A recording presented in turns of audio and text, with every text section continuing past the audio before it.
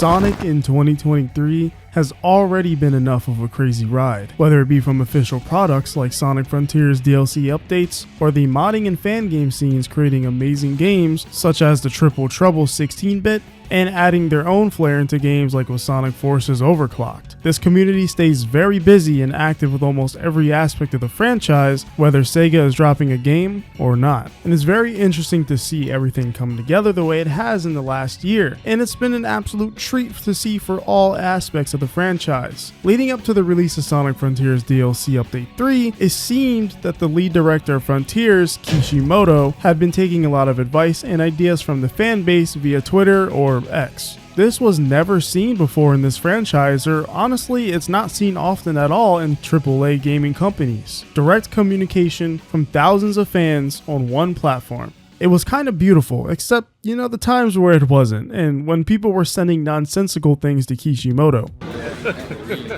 Hey y'all, come look at this.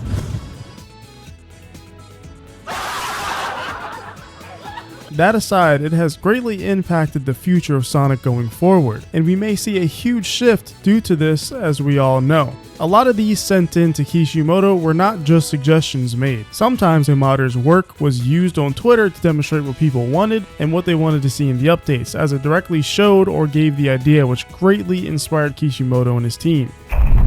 But this did a lot more than just inspire Kishimoto and his team. In an interview with popular Japanese gaming journalist site Famitsu, Kishimoto had admitted that he wanted to surpass the modding community and fan game community for Sonic Frontiers Update 3 and likely for the future. This is what he said. Characters other than Sonic were playable, and the new actions we were going to do in the update were already in action. I thought it was going to be great. Then the Sonic team couldn't release that content as an update, could they? If the customers come that far, we're going to go even further beyond their expectations and betray their expectations. As a result, we said, isn't the full version our competitor? That's what we decided to do. Now, that is a rough translation as it's from Famitsu, which is originally in Japanese, but essentially what is being said here is that the Sonic community has already figured out how to do a lot of the things that fans want from Sonic Team.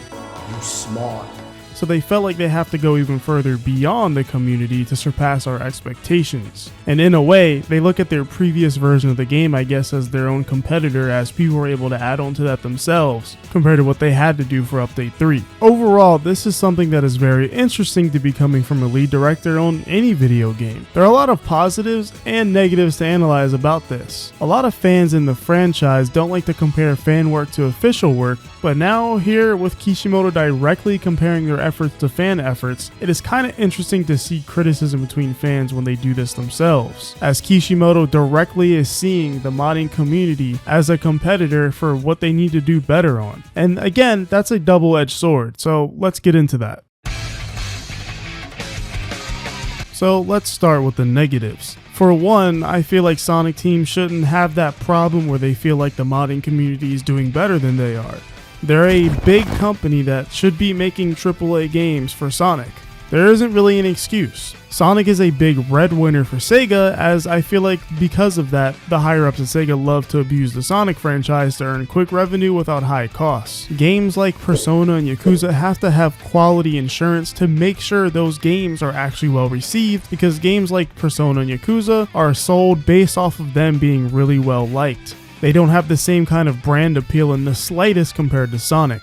Sonic could make more revenue than both of those franchises just off of merchandise alone. And from a business perspective, that makes total and complete sense. You almost have a cash cow in that way. And if you know anything about business, you know cash cows are typically not great on growth. Despite Sonic bringing in great profits, again, Sega is indeed a mature company, and Sonic is a well-established brand, and that cash cow just keeps money afloat. But in order for Sega to actually help Sonic Team make Sonic games, they have to realize it needs to be more than a cash cow. And honestly, with all the recent success of Sonic, I don't know if the success is actually helping them realize quality over quantity. Even though they've mentioned in the past that they want to focus on quality for Sonic games and take longer, that still doesn't really feel like that effect has been in full. It needs to be in full force, full effect. Sonic games need more quality and need more time in the oven and need proper budget. It is still wild that Kishimoto was able to actually do this based off fan requests, but the fact that he feels this way is a really big thing to worry about in my opinion.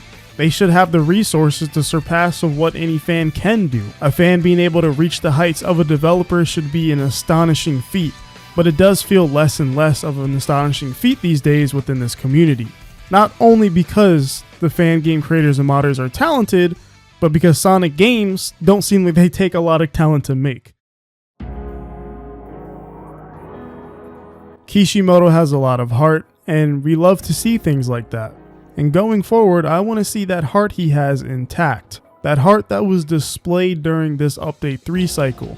I want to still see that there every Sonic game that he's lead director on. If your heart's in the right place, you can achieve anything once you get it right. But that heart of his and that display of communication is also to his benefit with the modding scene. The fact that he wants to learn from them, even though it really shouldn't have been that way, I think it is a good thing because the situation we're in is the situation that we're in. So therefore, you can only make the best decisions going forward from where you are standing now. So I think wanting to choose to surpass the modding scene, which is already held to a high standard, is probably the best way to go from what you can do. The Sonic community being as talented as they are serves as motivation for the developers that make the very games that we love, or maybe not love. But regardless, it is a huge compliment and testament to the community, even though, once again, I don't think it should be that way in the first place. So again, it's a double-edged sword, and I think it's a very interesting thing going on between the developers and the community. But I think the moral of the story and the very end of this is that Sega needs to step up their game, period. Everything kind of starts at the top and trickles down to the bottom. The higher ups at Sega need to make better decisions, need to put more effort and more money into Sonic Team and their biggest cash cow of them all, Sonic the Hedgehog. I bet some of those higher ups at Sega probably felt like they got away with murder with releasing some of these games. And on top of that, having these huge movie releases bringing in so much revenue for Sega. They probably feel like O.J. Simpson himself. Okay, maybe not that far, but you get what I'm saying. But at the end of the day, I think this is a very interesting thing going on with Sonic Team, and you can kind of see where their heads are at. They are kind of on the right path, feel like they know what they're doing, but they don't really have the tools to do so. Nor does it seem like they've had all the people during this cycle at least. We know Sega is hiring more people to Sonic Team, which is really good. Frontiers wasn't made by as many people as you'd probably think. But yeah, let me know what you guys think in the comments below. Do you think that this is a good thing that they want to try to surpass modders and go beyond their expectations going forward in the future of Sonic? Or do you think this is a bad thing and shows sign of incompetence? Let me know in the comments below, and make sure you guys hit the subscribe button and like button, and like always, I'll see you in the next one. Well, whatever happens, happens.